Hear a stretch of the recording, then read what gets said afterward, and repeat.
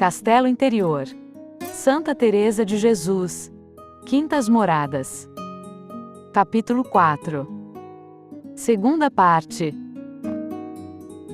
Por isso, almas cristãs, aquelas a quem o Senhor fez chegar a estes termos, por amor dele, vos peço que não vos descuideis, mas que vos aparteis das ocasiões, pois, ainda que estejam nesse estado, a alma não está tão forte que se possa meter nelas, como estará depois de feito o desposório, que se dá na morada que diremos após esta. Porque a comunicação não foi mais do que uma breve visão, como dizem, e o demônio andará com grande cuidado, tentando combatê-la e desviar esse desposório. Depois, como já a vê de todo rendida ao esposo, ele não ousa tanto, pois lhe tem medo, e sabe, por experiência, que, se alguma vez tenta, fica ele com grande perda, e ela com maior lucro.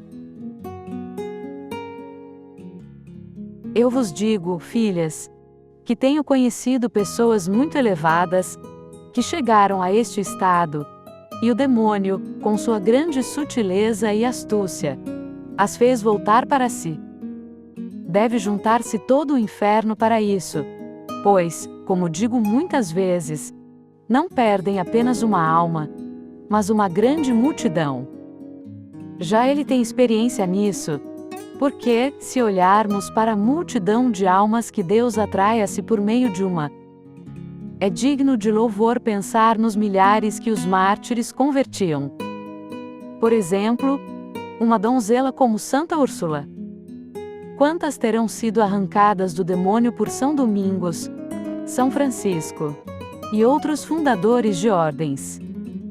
E o quanto o demônio perde agora por causa de Padre Inácio, que fundou a companhia. Todos eles, está claro, como lemos, recebiam graças semelhantes de Deus. E por que isso acontecia?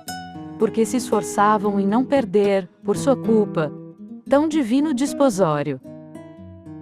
Ó minhas filhas! Como está disposto este Senhor a nos conceder graças agora, como fazia então, e talvez até mais necessitado de que as queiramos receber, porque há poucos que zelam por sua honra, como havia naquele tempo. Amamo-nos muito, há muita prudência para não perder nada dos nossos direitos. Oh, que engano tão grande! Que o Senhor nos ilumine, para não cairmos em tais trevas, por sua misericórdia. Podereis perguntar-me, ou talvez estar em dúvida, sobre duas coisas. A primeira, se a alma está tão unida à vontade de Deus, como foi dito, como pode ela se enganar, já que não quer em nada fazer a sua própria vontade? A segunda, por quais vias pode o demônio entrar tão perigosamente, a ponto de vossa alma se perder, estando tão afastada do mundo, tão próxima dos sacramentos e em companhia, podemos dizer, de anjos? Pois, pela bondade do Senhor, todas elas não têm outros desejos senão o de servi-lo, e de agradá-lo em tudo. É compreensível que os que estão metidos nas ocasiões do mundo possam se perder. Mas, vós, vos interrogais porque isso poderia acontecer convosco. Eu vos digo que tendes razão, pois Deus nos fez grande misericórdia. Mas, quando vejo, como já disse, que Judas estava em companhia dos apóstolos, sempre tratando com o próprio Deus e ouvindo suas palavras, entendo que nisso não há segurança absoluta. Respondendo ao primeiro ponto, digo que, se essa alma estivesse sempre unida à vontade de Deus, não se perderia, mas o demônio vem com grandes sutilezas, e, sob o disfarce do bem, vai afastando a alma da vontade divina em pequenas coisas, introduzindo-a em outras que ele faz parecer inofensivas. Pouco a pouco, vai obscurecendo o entendimento, enfraquecendo a vontade, e fazendo crescer nela o amor próprio, até que, de uma coisa a outra, a afasta da vontade de Deus, e a aproxima da sua própria vontade. Com isso, está respondido ao segundo ponto. Não há clausura tão fechada que ele não possa penetrar, nem deserto tão afastado onde ele deixe de ir. E ainda vos digo outra coisa. Talvez o Senhor permita isso, para testar como se comporta a alma que ele escolheu para ser luz para outras. Se essa alma há de se desviar, melhor que o faça no início, do que depois, quando possa causar dano a muitas. Depois de sempre pedir a Deus, em oração, que nos mantenha em suas mãos, e de pensarmos constantemente que, se Ele nos deixar, cairemos logo no abismo, como é verdade, nunca devemos confiar em nós mesmas, pois seria uma tolice. A diligência que me parece mais certa é andar com particular cuidado e atenção, observando como estamos nas virtudes, se estamos melhorando ou diminuindo em alguma delas, especialmente no amor umas pelas outras, e no desejo de cada uma ser considerada menor. Se prestarmos atenção a isso, e pedirmos ao Senhor que nos ilumine, logo veremos o lucro ou a perda.